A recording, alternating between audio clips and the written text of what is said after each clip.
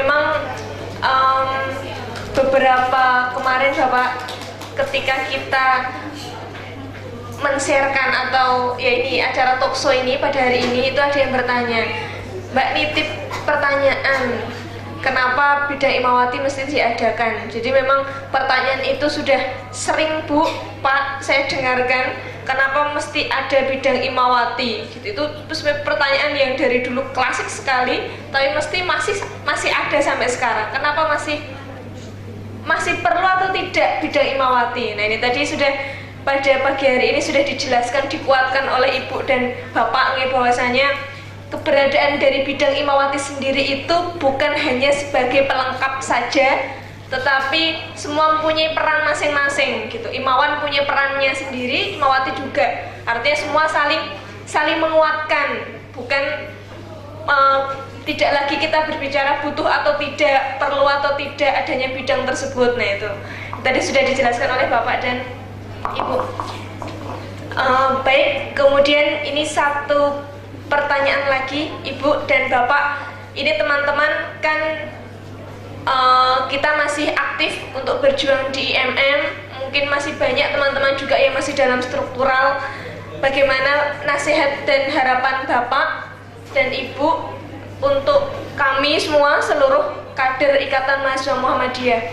Kalau tadi yang disampaikan Pak Syamsu itu, yang dimaksud dengan kelompok itu pimpinan komisariat.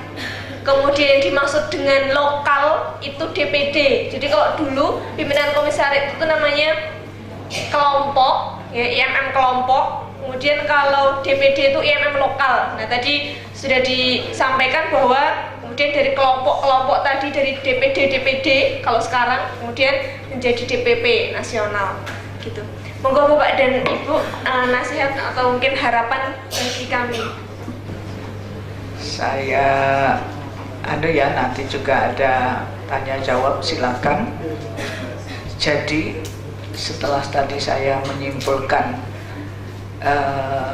menyatakan ya dengan pasti bahwa kesetaraan gender yang diperjuangkan sekarang, sampai ada yang bilang gini, betul ini yang dikatakan Mbak Vivi, kenapa toh mesti ada Imawati, Imawan, Imawati. IPM juga ada yang koreksi, kok Imawati, IPM, laki-laki dan perempuan. Ada di antara sahabat saya, pimpinan pusat Aisyah itu tidak setuju kok dibedakan. Kemudian beliau ini sampai dengan Aisyah organisasi perempuan Muhammadiyah, organisasi perempuan, sampai dia pernah mengucapkan janjane, atau sebenarnya nggak usah kok, nggak usah dikatakan ada perbedaan Aisyah dengan Muhammadiyah.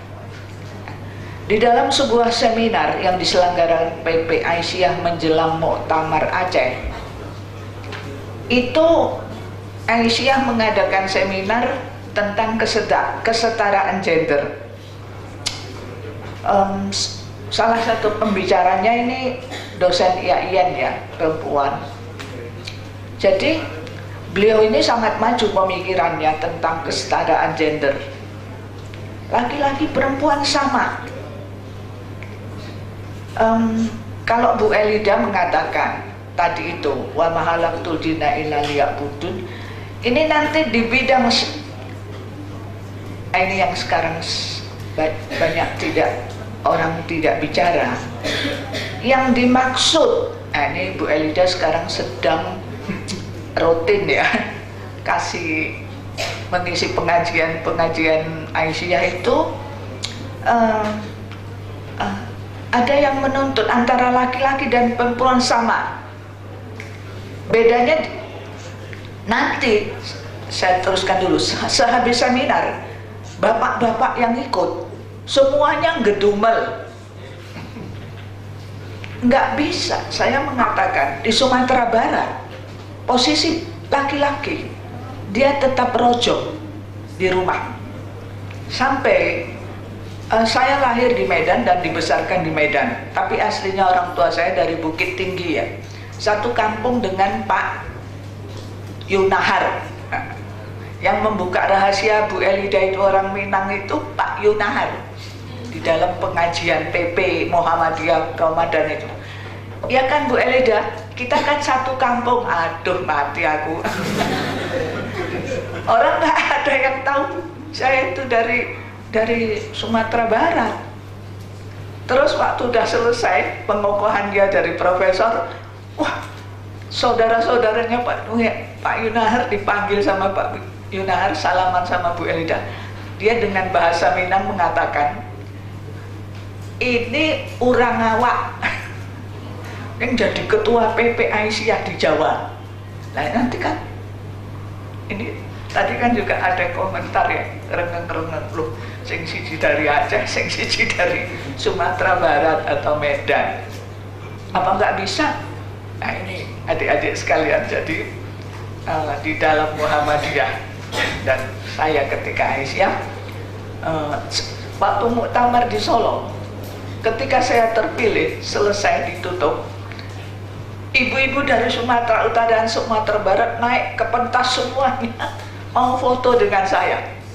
Kebanggaan orang daerah, kok ada loh anak daerah bisa jadi ketua PP Aisyah.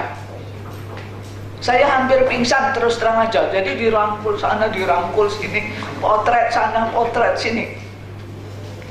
Ini sebuah sejarah yang besar ya di dalam organisasi perserikatan kita. Nanti Muhammadiyah juga ya, ketika juga ada dari Minang kan, ketua PP Muhammadiyah dulu AR Sultan Mansur itu kan orang Minang. Hamka ya, yang terakhir Pak Safi'i Ma'arif ya. Jadi di dalam organisasi Muhammadiyah, jadi IMM, adik-adik IMM, jangan punya masa kita bukan orang Jogja bisa jadi apalah ya, tetapi jadi pemimpin masyarakat. Nah, harapan saya di dalam pertemuan ini kepada adik-adik IMM, saya melihat apakah kacamata saya itu kabur ya, sudah tua ya. Apakah kacamata saya itu memang harus dibuktikan? Artinya begini, di dalam filsafatnya IMM kita itu kan organisasi kader. Coba tunjukkan sama dunia Muhammadiyah, IMM itu betul-betul kader apa tidak? Dalam diri saya, ketika sampai saat ini saya ingin mengatakan, bagi persyarikatan Muhammadiyah, dalam hal ini juga saya menyebut Muhammadiyah termasuk Aisyahnya, pembinaan dan harapan kepada kader jangan terputus. Saya sangat mengatakan angkatan muda Muhammadiyah kita sebagai kader penerus, bukan hanya kader penerus pimpinan bangsa Muhammadiyah, tapi juga kader penerus pimpinan bangsa di masa depan. Kalau sekarang saya melihat DPD ya, apalagi di PP, itu sebagian besar sudah selesai loh studinya Pak Samsul. Kalau dulu kita ya, saya beri contoh, Pak Jasman itu belum selesai loh skripsinya itu, mondok di tempat bimbingannya hampir 2 tahun, ada revisi. Terus Bu Elida itu doktoralnya sesudah saya jadi pegawai negeri melanjutkan. Sekarang saya melihat, nah ini Mbak Vivin aja juga ada S1 ya, sebagian besar loh. Itu hati kecil saya, kenapa tidak? Cuma waktu, ini kebetulan di catatan saya 10 tahun yang lalu, 10 Pak ya, ada catatan saya ini tanggalnya segala, di UMY ada pertemuan itu pertanyaannya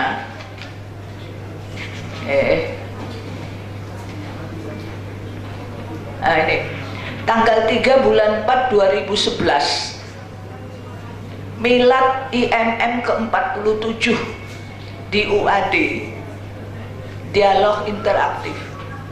Salah satu pertanyaan saya ungkapkan di sini, di antara imawati, ini juga ada imawannya, kenapa rekrutmen pimpinan Muhammadiyah atau Aisyah sedikit sekali merekrut imawati? Di satu sisi 5 ketua PP Aisyah itu direkrut dari PPNA. Yang sekarang Mbak Nur itu ya ketua PPNA, sekjennya Mbak Diah itu ya ketua PPNA, Bu Hamamah itu ya ketua PPNA. Kemudian sebelumnya lagi Bu Khalifah, tapi bukan ketua PP ya, ketua lembaga kebudayaan. Kenapa nggak ada alumni Imawati yang direkrut atau imawan yang direkrut di PP Muhammadiyah? Agak ada banyak ya. Jakarta juga saya melihat Pak Mukti itu ya kader IMM ya, itu banyak juga. Cuma imawatinya di PP kok, PP Aisyah kok nggak ada ya Bu? Pertanyaan itu.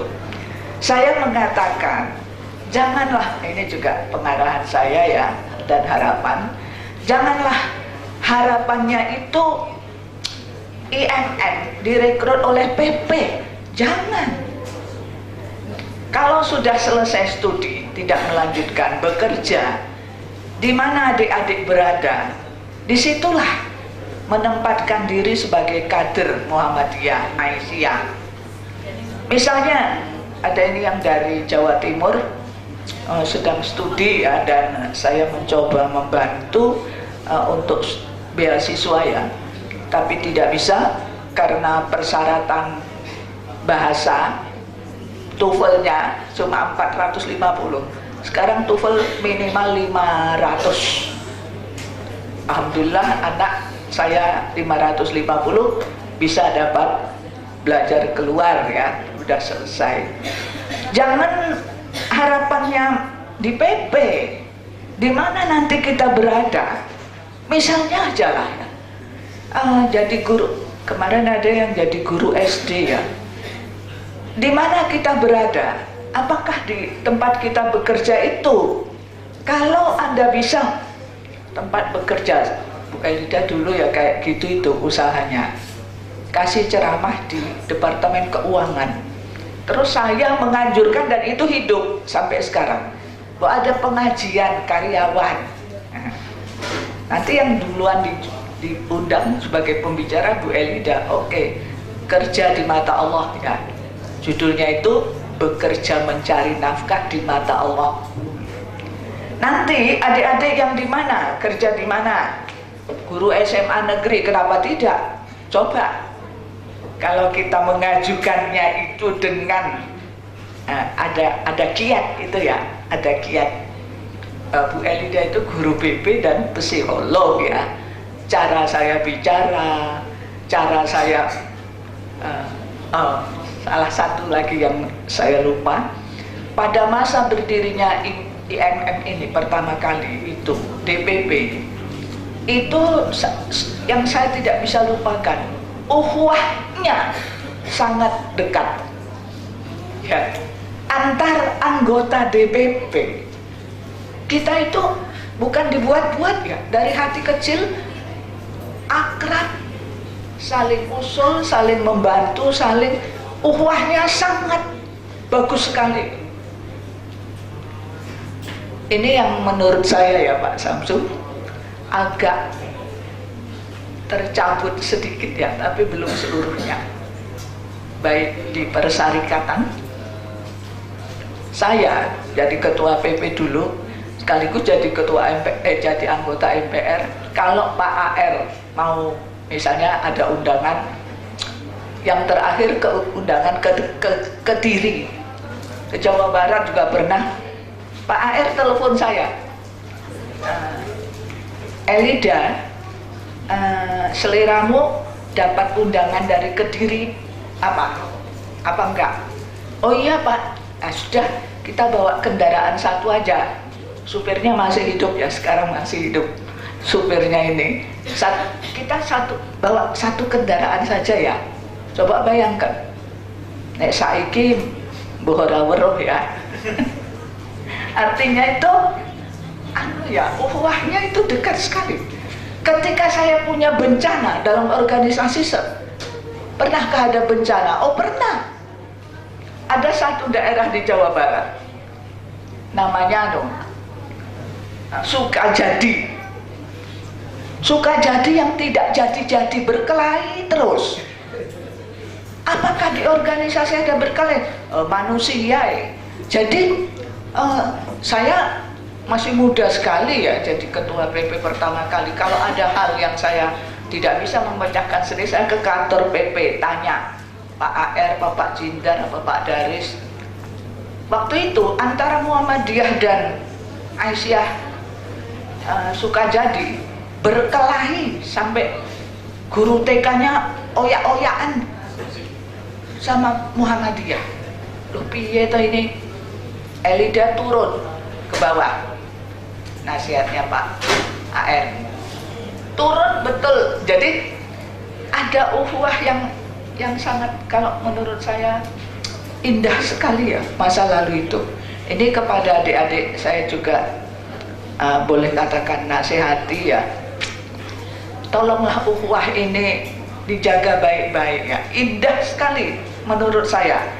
Dan saya itu maaf ya, karena ngurusi organisasi kan banyak yang tidak selesai kuliahnya, termasuk Pak Jasman itu, Pak Samsu di Biomarkus, Rosat Saleh S1-nya 10 tahun loh. Kastolani nggak selesai juga. Di Bio itu saya itu yang saling mengingatkan.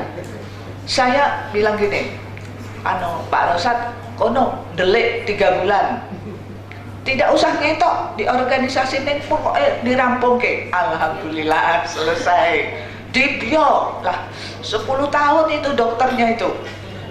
Terus ini loh, saling begitu itu indah sekali dalam organisasi ini. Lah kalau terjadi bagi Bu Elida, organisasi itu penting ya untuk melatih kita mengabdi kepada masyarakat. Kalau cari duit itu kan lewat kuliah, S1, S2, gajinya piro, nyambut gawe di mana. Tapi kalau ukhuwah itu sulit dicari.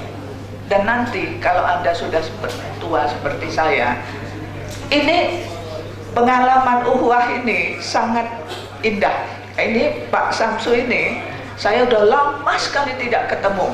Setelah Pak Jasman tidak ada, langkah saya agak tersendat ya.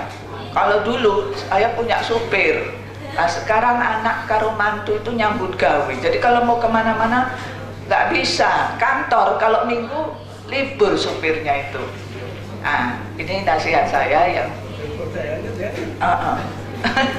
jadi tolong pada adik-adik ini yang dari DPD menjelang muktamar, namanya apa sekarang? Munas Pemuktamar. Oh, muktamar usia setengah abad. Ini saya juga ngelengke, nanti panitianya tolong dielengke yang masih hidup, perintis-perintis IMM, hanya sedikit loh ya. Saya Pak Samsu di Biomarkus Jakarta, Pak Rosat, Zulkabir ya, Romlah Zulkabir Bandung.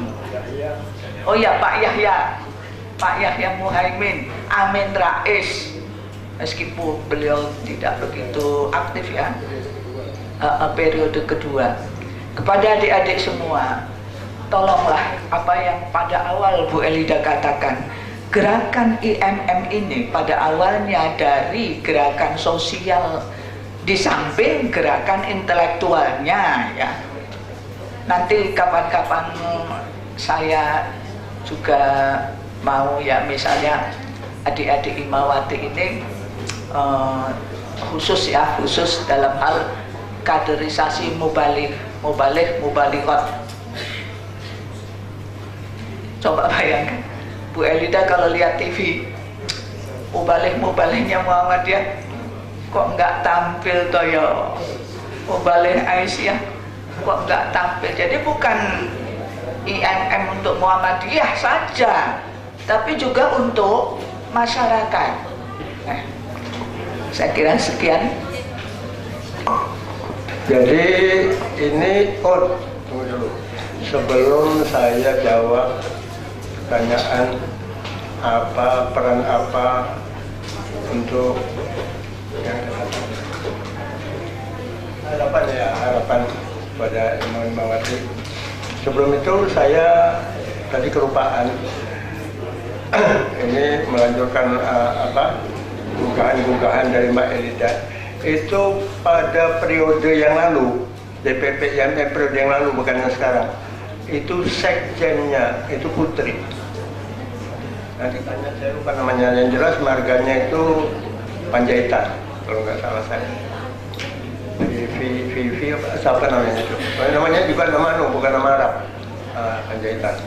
Dia itu sekjen. Kemudian kalau kalian tahu yang namanya Andi Nurpati, itu yang dia aktivis sebelum masuk ke Partai Demokrat, dia di KPU, itu juga dari Imawati. Banyak sebenarnya anggota Imawati yang kita nggak tahu, belum lagi yang di daerah lain yang kita tidak tahu, yang di Jakarta aja masih sedikit kita tahu.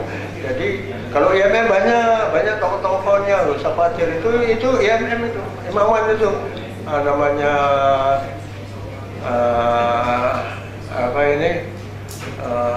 jurnalis Patriali ya, Patriali Sabar itu IMM tuh, IMM juga pemuda.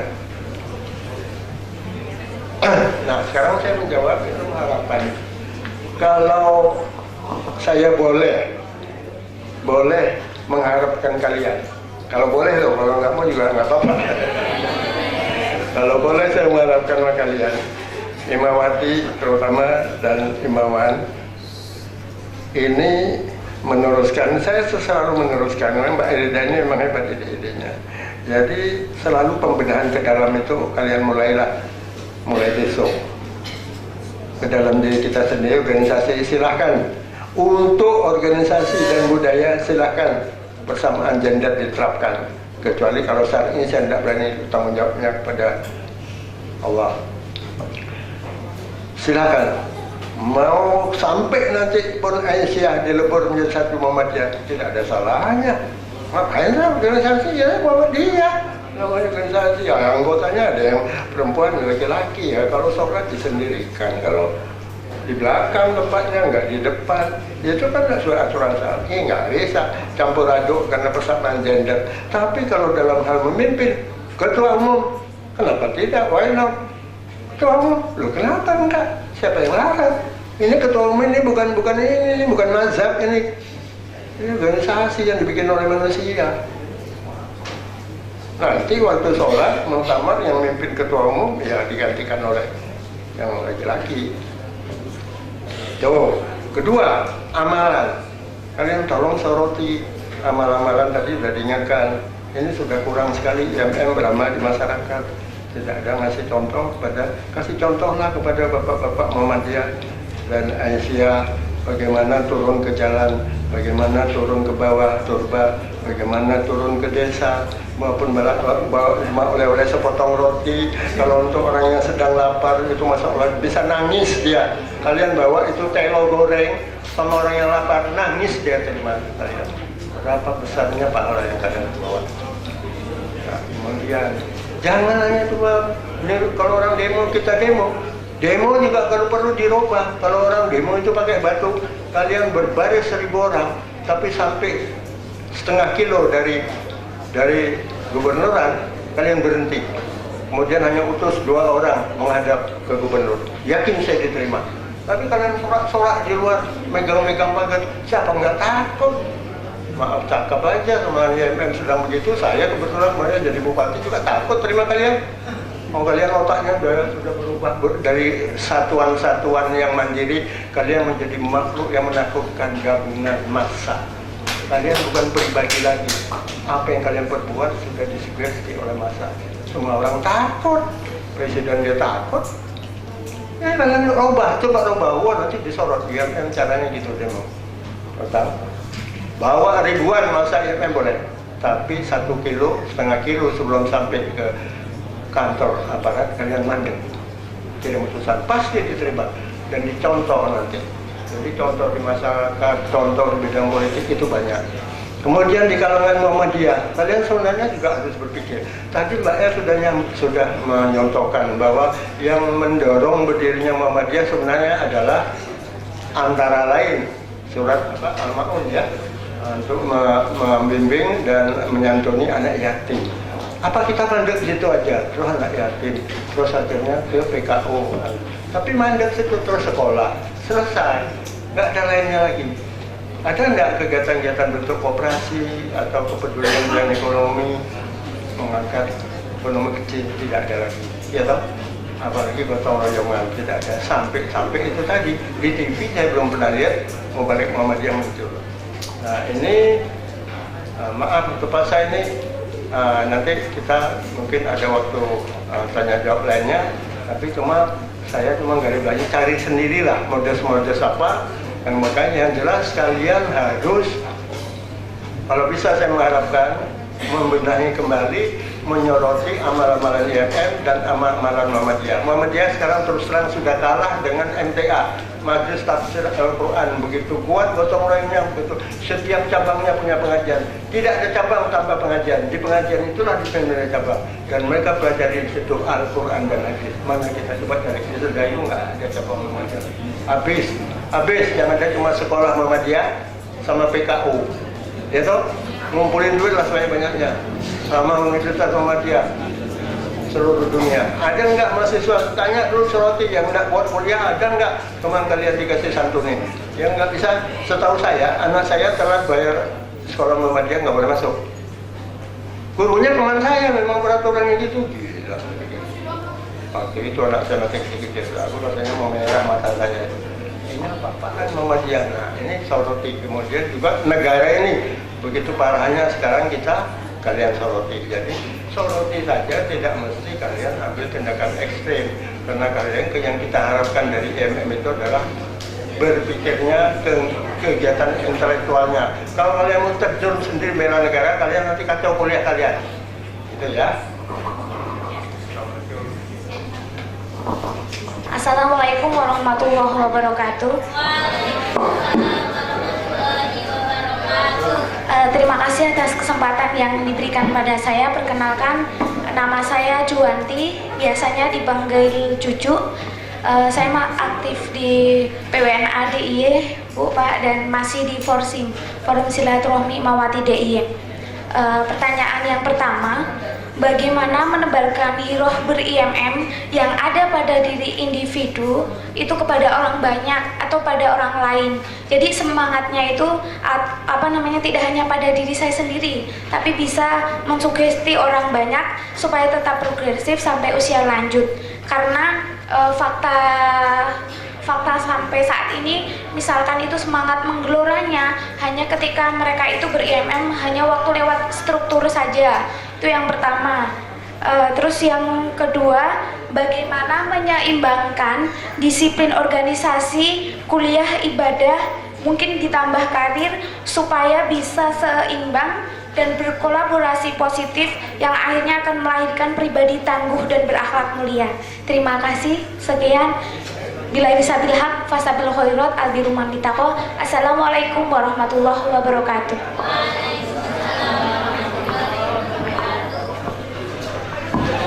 Ya, Assalamualaikum warahmatullahi wabarakatuh.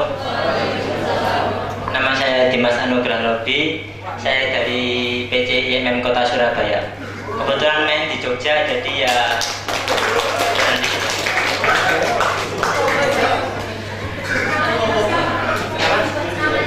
Dimas. Jadi untuk pertanyaan saya ini suatu pergolakan dalam hati dari seorang aktivis lah. Jadi kita sebagai aktivis IMM itu kan perlu memandang masa depan kita. Seperti pertanyaan dari Mbak tadi yang kedua itu mengatakan bahwasanya kita perlu berkarir, untuk mencari uang juga perlu kuliah dan sebagainya. Jadi garis besarnya adalah bagaimana menyeimbangkannya itu loh, yang jadi pertimbangan, yang jadi pergolakan hati dari aktivis IMM, dan itu dirasakan oleh kader di IMM Kota Surabaya seperti itu. Terima kasih, demikian dari saya. Assalamualaikum warahmatullahi wabarakatuh. Assalamualaikum warahmatullahi wabarakatuh. Yang kami hormati ayahanda dari Bapak Syafii Udayanuddin dan Ibunda Eni Jasman dan teman-teman sekalian DPD IMM DIY. Permohonan maaf kami, saya pribadi tadi karena di belakang tahu-tahu ditunjuk oleh ayahanda ya sebagai kader IMM, ya saya harus bertanggung jawab atas perilaku saya yang kader Imawan di belakang. Lalu saja, tidak ada yang harus saya pertanyakan sebenarnya, tapi di sini saya ingin sharing saja. Yang pertama tentang Imawati ya. Dulu ketika saya pernah ngobrol sama salah satu dosen di UIN juga, Ibu Elida, yaitu Bu Siti Rohaini. Itu pernah kita ngobrol-ngobrol sama beliau dan mendiskusikan tentang IMM. Meskipun Ibu Siti Rohaini ini aktivis HMI, akan tapi Ibu Siti Rohaini ini sangat menaruh perhatian khusus di bidang wanita. Dari sini salah satu yang sangat menggelitik bagi kami tentang tadi Bunda, tentang kedudukan Imawati.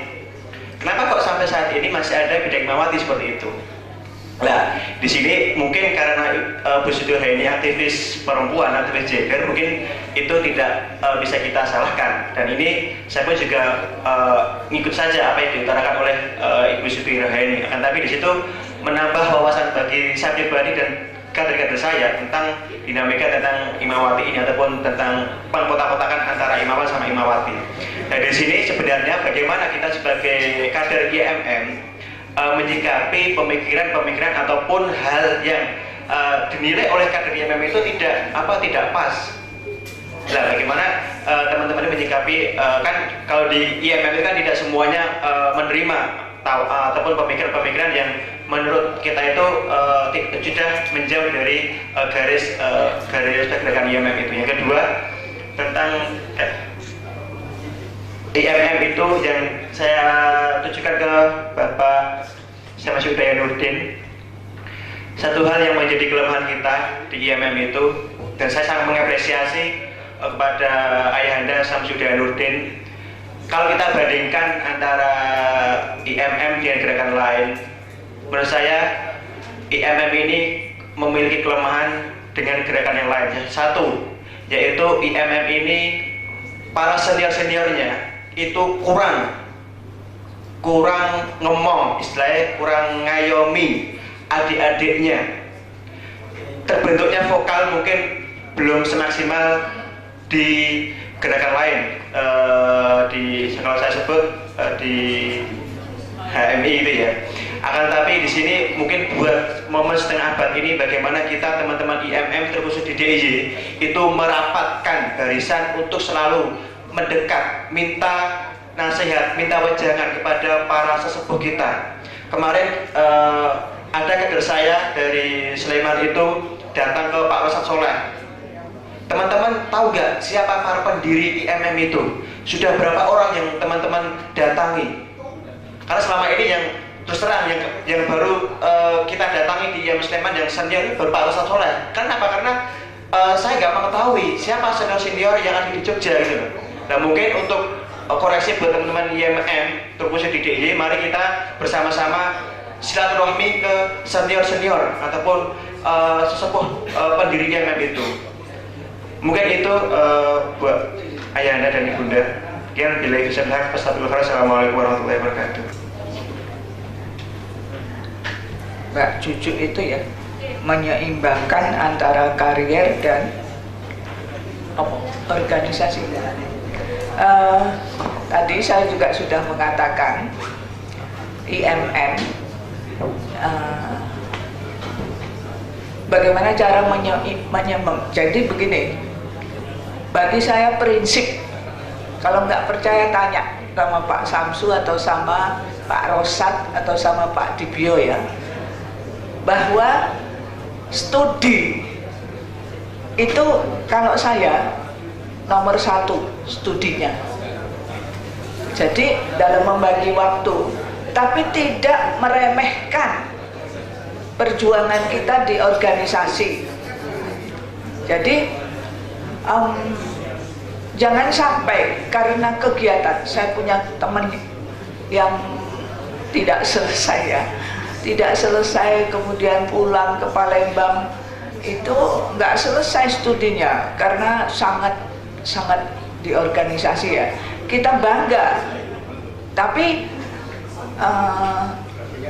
tanya, tapi kasihan dan tanya aja lah ya kalau nggak percaya sama Pak Rosa, Pak Dibio, Pak Samsu juga ya, atau kalau Pak Jasman masih hidup, bagaimana saya mendorong dan membesarkan hati supaya selesai studinya. Maaf ya adik-adik, saya terbuka saja. Sampai pernah saya mengatakan, ini sudah ada IMM ya, belum selesai studinya hanya karena perbaikan kok nggak maju-maju. Saya bilang gini ya, maaf, saya bilang kalau tidak selesai studinya dan saya sudah selesai, lebih bagus kita nggak jadi. Hebat nggak itu Bu Elida? Itu karena begini ya adik-adik, apalagi sekarang coba bayangkan, SD saja gurunya harus S2, S1, dosen nanti sebentar lagi dosen S3, sekarang S2 ya, tapi katanya sebentar lagi dosen itu S3. Ya Allah, biaya S3 itu sekarang minimal 200 juta. Kapan ini memang, tapi ini menteri nanti ganti menteri gantian lagi ya, percaya itu lah. Kalau masa lalu, terus saya bilang sama Pak Jasman, ya apa boleh buat, meskipun dan itu mungkin Allah tidak menentukan ya, selesai sampai di sini. Kalau situ tidak menyelesaikan, alasannya, ayo dah saya sekarang diantarkan ke rumah dosen pembimbingnya, namanya Pak Basuki, dosen UGM Geografi. Iya, Bok, saya kertas di Jogja nggak ada. Geografi itu dia gambar cilik-cilik peta ya, dilihat dari udara. Ya udah saya belikan di Solo. Terus mengambil skripsi yang mau dianu ya, ini sekedar sebagai pendorong. Itu dia mengenalkan saya sama Pak Bas. Pak Basnya ini juga udah almarhum ya. Ponaannya, saya itu ponaannya. Mengenalkan. Terus Pak, saya ambil skripsi saya 2 tahun loh itu di rumahnya Pak Bas itu, skripsinya. Kemudian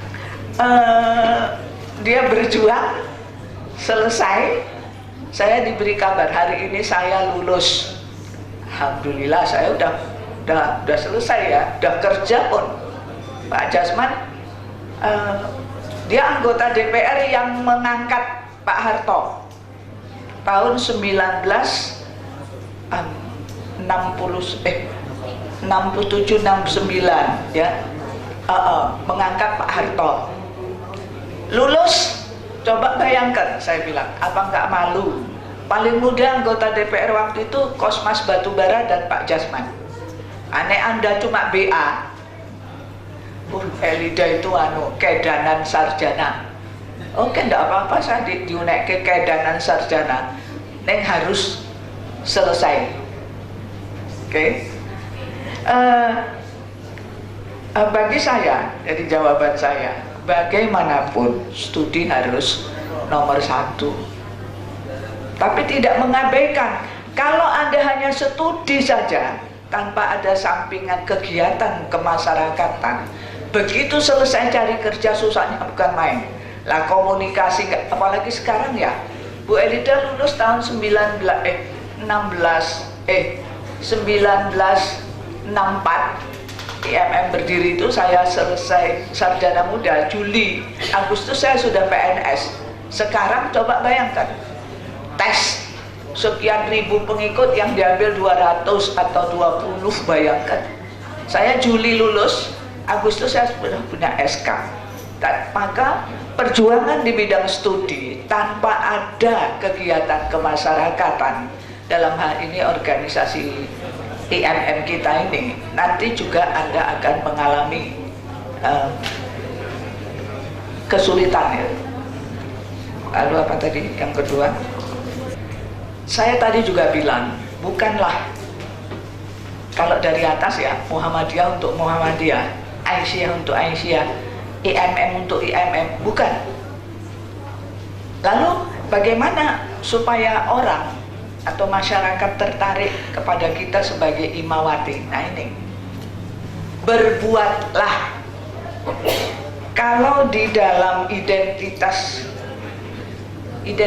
IMM, mudah-mudahan adik-adik semua sudah punya, ada 4. IMM adalah organisasi kader yang bergerak di bidang keagamaan, kemasyarakatan, dan kemahasiswaan dalam rangka mencapai tujuan Muhammadiyah. Ini identitas pertama. Kedua, sesuai dengan arahan Muhammadiyah, maka IMM menetapkan gerakan dakwah di tengah-tengah masyarakat, khususnya di kalangan mahasiswa. Gerakan dakwah di tengah-tengah mahasiswa. Nah, bagaimana supaya bukan hanya IMM yang simpati kepada kita, tapi orang lain juga? Ini kepribadian ya. Jadi suatu saat nanti kalau mau ada waktu dan mau, mari bicara yang lebih dalam ya sama Bu Elida. Bagaimana supaya orang lain juga simpati sama IMM? Jawab saya secara kasar, berbuat. Tapi berbuat itu, maaf ya, Bu Elida pernah jadi pembimbing Pondok Sobron Solo dalam hal mubaligh dan mubalighot. Oke, saya sampai mampu membimbing ke masjid. Jadi kalau maghrib di Sobron itu, semua anak disebar ke seluruh musola dan masjid untuk mengisi 7 menit itu, apa nama, kultum ya. Saya ikuti, bayangke kok ya kober-kobernya ya. Tapi saya ingin anak Sobron itu bisa berbuat sebagai mubaligh atau mubalighot yang perempuan. Sesudah semua saya ikuti, minggu depannya pertemuan klasikal, saya bilang, Mbak, anunya yang kurang ini, harusnya begini, Mas. Itu kalau suaranya keras terus, orang ya bosen ya, harus ada iramanya. Itu ada teknik tersendiri ya. Di samping garis besarnya berbuat dulu. Berbuat untuk masyarakat di sekitar kita kah? Di kampus kita kah? Nah, kalau anak IMM hadirnya di kampus sekedar mau kuliah, tidak mau tahu dengan lingkungannya, kapan orang mau simpati sama IMM? Di tengah-tengah masyarakat, makanya Bu Elida tadi pada awal mengatakan, IMM marilah berbuat, mencoba kembali. Dalam bidang apa? Kemasyarakatan untuk mempraktekkan filsafat filosofinya Al-Ma'un. Saya sangat sedih, nggak pernah mendengar ada angkatan muda Muhammadiyah yang bergerak di bidang umpamanya ya. Kenapa tidak? Apa nggak bisa? Ya, nggak bisa angkatan muda kita. Kenapa? Mereka juga duafa. Ini mau saya sampaikan sama PP Muhammadiyah. Dalam suatu pertemuan sebetulnya saya mau tunjuk tangan. Kasihlah angkatan muda kerja untuk masyarakat, tapi yang membiayai. Nah nih, benar apa enggak? Duafa juga toh angkatan muda. Biayanya dari mana mereka? Ya apa tidak? Lah kenapa enggak Bu Elida aja yang membiayai? Anek men 10, 20, 30, saya bersedia. Awang wis pensiunan, PNS, mbok rondo, ya toh. Tapi semangat, oke, saya akan beri semangat. Cuma saya mau bilang sama marilah nanti suatu hari Angkatan Muda, PP Pemuda, IMM, IPM, Tapak Suci, NA, saya mau ajak PP Muhammadiyah, ayo kita undang Angkatan Muda ini, tingkat PP-nya dulu. Sebab terus terang aja, kegiatan Angkatan Muda Muhammadiyah yang bisa dilihat oleh masyarakat sekarang apa? Anak jalanan, katanya di sini ada satu. Saya minta tolong IMM-nya UAD. Ayo Bu Elida ikut. Ya kalau nggak hari Minggu mobil kantor bisa ya. Saya mau ikut lihat kayak apa itu. Katanya yang ngurus IMM, anak jalanan. Hati kecil saya, piye to ya iki. Tapi saya mengambil kesimpulan, kapan mereka mau bisa bekerja yang sosial? Awang mereka ya duafa. Iya apa tidak Mas? Iya, dananya itu dari mana? Loh Bu, masa lalu kita punya dana apa enggak? Tanya sama Pak Samsu. Cari dana Munas, carane dari kampung masuk kampung Jawa Tengah ya, Bu Elida, cari dana Munas ke cabang-cabang kasih ceramah. Loh, delalah ceramahnya payu ya, dan masih pakai rok kok. Ceramah di cabang-cabang Klaten, Delangu, cari uang. Terus akhirnya Munas kita itu duitnya nggak begitu banyak dapatnya, tapi Innatura, tahu Innatura?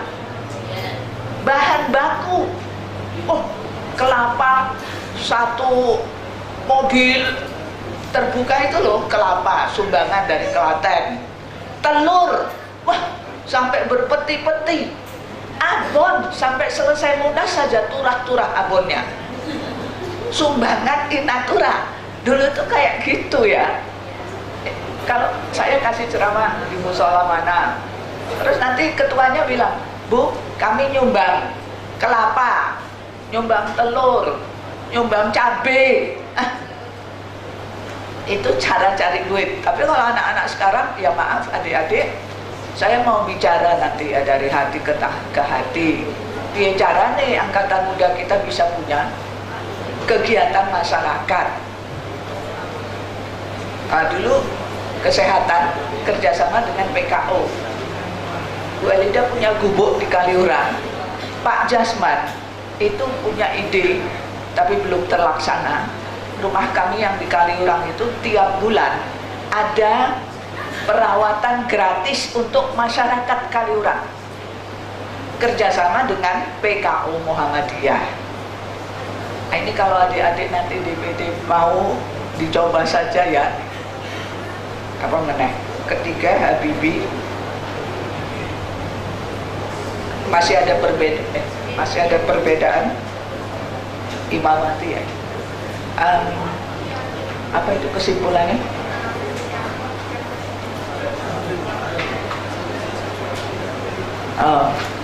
Imawan dan Imawati, apakah masih perlu ada imawan dalam gerakannya? Tidak ada perbedaan ya, kegiatan. Saya mau sesudah ini nanti saya dengar ada kegiatan yang dibuat oleh Imawan dan Imawati. Jadi perbedaan itu, kalau tadi ada yang mengatakan mungkin Pak Samsu bilang di hadapan Allah sama, tapi tak sama. Sama tapi tak serupa. Ya, tadi ada Mbak Bu Ruhaini, ya, beliau ini ya kalau saya nilai memang kesetaraan gender yang full ya, yang full. Apakah di antara kita ada perbedaan? Boleh-boleh saja kan, wong kita masing-masing punya pemikiran. Kalau Bu Elida, antara perempuan dan laki-laki sama di hadapan Allah dalam pengertian ibadah syariat itu ya. Tapi kalau dikatakan sama persis laki-laki dan perempuan, ada ini sahabat saya, aku menek gedang ya iso kok, kena apa mesti nang pawon itu harus orang perempuan. Loh, nanti transgendernya ini menceng, sekarang itu menceng ya. Coba bayangkan, syariat Islam menutup aurat itu wajib. Kalau kesetaraan duniawinya itu boleh saja. Tapi sekarang adik-adik maaf ya, Bu Elida itu jadi agak kurus ya, turun 6 kilo.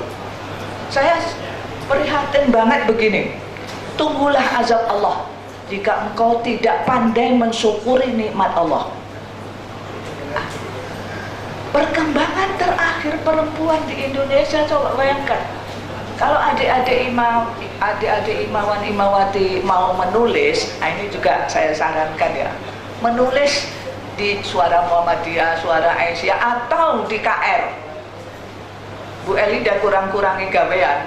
Suatu hari saya lihat televisi, astagfirullah, isane meng istighfar ya. Saya pencet 109. Apa yang kami bisa bantu untuk ibu? Mas, tolong, itu penyiarnya itu sebentar lagi ditembak loh. Saya bilang gitu. Ibu dari mana? Dari Jogja. Nama ibu nggak perlu tahu. Tapi salah seorang pimpinan organisasi perempuan di Indonesia. Saya anggota KUANI juga. Oh iya Bu, terima kasih. Tapi itu memang itu bandel sekali Bu. Itu bajunya sampai sekian ya. Saya nggak kuat.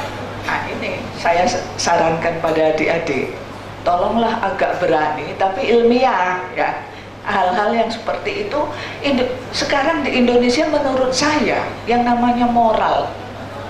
Kita nggak usah lah bicara tentang yang tinggi-tinggi ya, tentang korupsi, tentang astagfirullah. Korupsi itu mayoritas Islam loh ya orangnya. Belum ada loh yang Kristen. Coba aja lihat. Ya enggak? Lalu sandangan, astagfirullah, saya tidak menuntut semua orang kayak kita ini, tidak. Tapi kita kan punya budaya ya, mau dipelihara atau budaya kita itu. Siapa yang berani bicara? Bu Elida mbok ya berani, saya berani. Tapi kalau untuk nulis, orang bisa komputer aku. Saya nggak bisa komputer. Cucu saya bilang, yang bicara aja, nanti aku yang nulis. Nek bicara aja, dia yang nggak punya waktu. Adik-adik, cobalah berani, ya berani. Tapi yang jangan sembarangan.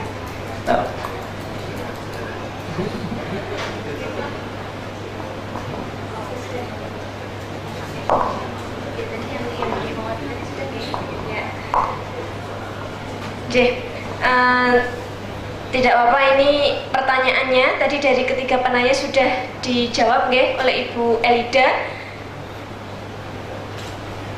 Waktu kita akhiri. Yang masih hujan, mau minta terus ini. Sekalian ngiyup.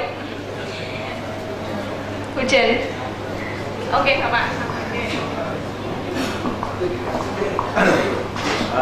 Adik-adik atau ananda Imawan-Imawati, saya juga agak terenyuh juga ya waktu salah satu tadi penanya mengatakan kurang perhatian, kurang omongan dari alumni terhadap IMM atau aktivis IMM. Itu bahasa Jawanya apa ya, terenyuh atau ya agak miris lah ya. Memang kita belum bisa ya seperti kalau HMI itu kami gitu ya. Karena memang kami itu jadi menarik. Mereka itu bicaranya, mereka memang membina adik-adiknya memang untuk mengangkat anunya mereka juga. Ada, ini saya tidak menuduh, tapi artinya memang peran itu kan lebih menonjol ke politik ya. Nah, cuma kenapa kita nggak boleh? Kenapa kita tidak menonjol ke peran lain? Kan bisa. Nah, tadi juga disinggung vokal IMN. Vokal itu forum komunikasi alumni. Saya sendiri juga heran. Saya selama IMN sampai sekarang ini baru satu kali ya diundang di Jakarta, yaitu waktu ketua vokal itu Mas Yahya Muhaimin, Profesor Yahya Muhaimin. Kemudian penggantian itu kayak agak panas. Penggantian kepimpinan dari penggantian itu agak panas ya, bukan antara Mas Yahya dengan dia ya ngapain pilih 2 periode. Artinya waktu pengangkatan itu seperti semangat sekali ya, teman-teman yang mendukung Mas Marzuki itu semangat. Tapi sampai sekarang sudah berapa tahun ini, saya lebih dari 5 tahun ya, itu belum didengar lagi kegiatan lokal IMM. Nah ini memang perlu kita prihatin. Apa? Karena kepengaruh itu tadi. Ya nggak tahu, mudah-mudahan aja nih menjelang pemilu mungkin ada greget juga, ya siapa tahu. Waktu itu kan ada penggantian kabinet, jangan lupa loh. Nah itu bagaimana? Jadi ini teman kita ketularan penyakit-penyakit seperti itu juga, bapak-bapak kita, ya termasuk saya. Jadi itu kritik dari adik siapa tadi namanya, yang terhadap alumni itu perlu kita garis bawahi memang. Dan tidak ada salahnya baik itu cabang, DPD, ya toh, tidak ada salahnya kalau ngirim surat kepada vokal IMM, bagaimana kalau tidak terdengar arahan dari mereka sebagai kakak, sebagai alumni. Walaupun yang paling penting secara organisatoris kalian harus tunduk pada bimbingan dan arahan dari Dewan Pimpinan Pusat IMM. Tapi alumni itu bagaimana juga, kan dia juga punya peran sendiri pada masanya. Jadi perlu juga untuk dibanding, tidak merupakan instruksi tapi bahan masukan. Nah itu saya tanggapi. Kemudian keseimbangan, menjaga keseimbangan ini memang berat. Jadi seperti kembali lagi seperti kata Mbak Elida tadi, kalian harus pintarlah membagi-bagi. Walaupun itu ada zamannya, memang waktu mahasiswa itu banyak turun ke jalan, banyak turun ke kancah politik karena keadaan pemerintahan yang tidak stabil dan gonjang-ganjing. Nah, tapi dalam keadaan yang formal, kita bicara ini kan dalam keadaan formal yang stabil, ya, formal, stabil dan lumrah. Itu pengabdian, semua pengabdian. Jadi jangan kita dasarnya membedakan pengabdian. Kita belajar itu, kalian kuliah memakai uang dari orang tua, dibiayai atau dengan keringat sendiri, itu juga dalam rangka pengabdian untuk ilmu. Kemudian kalian berorganisasi, itu juga pengabdian untuk di samping nambah ilmu, nambah pengamalan sampingan. Apa saja semua itu dasarnya semuanya tetap pengabdian. Cuma yang pokok sesuai dengan usia dan masa tahap perkembangan kepribadian Anda, kan waktu itu kan sedang kuliah. Jadi kalau terlalu banyak kecampuran di luar itu memang rawan. Nah karena itu harus bisa menjaga. Nah syukur alhamdulillah kalian tuh enak dibandingkan kami dulu. Kalian ngumpul itu umumnya semuanya UMY semua. Jadi bisa ketemu di rumah, bisa ketemu di jalan. Kalau kami dulu kuliahnya sendiri-sendiri.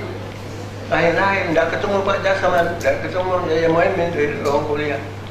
Temunya teman lain yang lain organisasi. Jadi gitu. Sehingga mendorong keakraban lebih banyak aktivitas organisasi. Tambah lagi masanya waktu itu memang menuntut mahasiswa untuk membenahi pemerintahan yang waktu itu gawat. Jadi ada masa-masanya, tapi tetap pada prinsip yang dikatakan Mbak Elida tadi, utamakanlah studi kalian.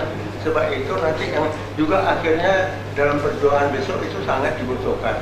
Dalam kehidupan pribadi, dalam membina rumah tangga, mengurusi anak-anak turunan, anak cucu, tetap itu kan dibutuhkan. Apalagi persyaratan formal sekarang begitu ketat. Jangan dikaitkan sama rezeki. Memang rezeki itu yang nggak kuliah juga bisa jadi konglomerat, ya toh. Itu ini saya tidak kaitkan, tapi lumrahnya akan begitu. Siapa yang berusaha dia akan panen, kan begitu.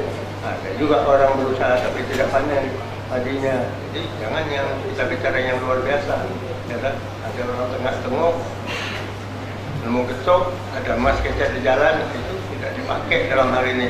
Yang lumrah-lumrah, yang umum itu siapa yang berusaha menjaga wajaga, siapa yang berusaha sungguh-sungguh dia akan dapat, kan begitu. Nah ini hal-hal yang kita harus ingat. Jadi kalian udah kasihan orang tua, susah loh sekarang menyediakan uang kuliah semesteran. Jadi jangan, apalagi nanti organisasi tapi cuma alasan hanya untuk ngobrol-ngobrol aja di organisasi. Kalau ada kegiatan tangani. Sebab saya kira belajar itu, waduh, kalau saya kira menghadapi ujian aja berapa jam dia pelajari udah masuk kok dia tak. Jadi apalan lain kalau dunia misalnya kedokteran lain lagi ya. Cepat kan bisa jalan itu. Jadi kita 1 jam aja bersabar kuliah, 2 jam organisasi bisa, kenapa tidak bisa? Jadi 1 jam pun ada buku 2 jam rapat, enggak mengganggu, tapi perhatian fokus, artinya pas ujian tidak datang. Ini yang berat, ini penyakit saya itu, sosial. Pas masanya harus menyelesaikan, kawin, ya loh. Ya sudah, akhirnya ngurusin anak yang kuliah semua pada ya alhamdulillah. Nah, ya, jadi begitu ya, saya cuma nambahin, kalau urut-urut satu persatu, saya cuma nambahin aja bahwa nanti tetap aja ini fokusnya, fokus. Tapi tidak menghalangi lah, jangan kalian jadikan dasar, wah besok ada rapat yang nggak hadir, gitu. Padahal di rumah juga tidur, nggak baca buku. Ada itu namanya hal-hal keseimbangan itu tergantung sangat kondisional dan situasi. Lihat situasi lah, ya, lihat situasi, diberi keseimbangan antara studi dengan aktivitas. Itu kira-kira saya kembalikan kepada. Ya, tadi ada beberapa pesan dan harapan dari Ibu Elida dan juga Bapak Syamsu. Yang pertama, tunjukkan bahwa kita sebagai kader Ikatan Mahasiswa Muhammadiyah yang juga menjadi penerus bangsa. Kemudian, tetaplah menjadi kader IMM dimanapun berada. Jadi tidak kemudian hanya mengharapkan rekrutmen dari PP tadi yang disampaikan oleh Ibu. Tidak harus begitu. Kemudian ukhuwah di IMM harus selalu dijaga dan saling menguatkan satu sama lain, baik teman-teman yang masih berada dalam struktural maupun yang kita semua menjadi keluarga besar IMM secara kultural. Kemudian IMM adalah gerakan sosial dan gerakan intelektual. Kemudian persamaan gender nanti bisa diterapkan dalam tubuh ikatan. Kemudian diperbanyak amal-amal sosial di masyarakat. Dan ini tadi Ibu kader IMM banyak menulis begitu. Begitu kita sudah banyak belajar dari Bapak dan Ibunda kita ini yang menjadi saksi sekaligus pelaku sejarah Ikatan Mahasiswa Muhammadiyah sejak tahun 64. Mungkin nanti teman-teman kalau masih ingin belajar nanti biar sowan ke rumah Ibu atau ke rumah Bapak, nanti bisa diceritakan lebih lebar, lebih panjang, lebih dalam. Begitu, semoga pertemuan kali ini bermanfaat. IMM masih semangat Pak, berarti ini teman-teman masih ingin mendengarkan sebenarnya. Oke. Demikian dari kami, kurang lebihnya kami mohon maaf. Sekali lagi semoga bermanfaat pertemuan kita pada hari ini. Saya selaku moderator, mohon maaf apabila banyak kesalahan. Billahi fisabilil haq fastabiqul khairat. Assalamualaikum warahmatullahi wabarakatuh.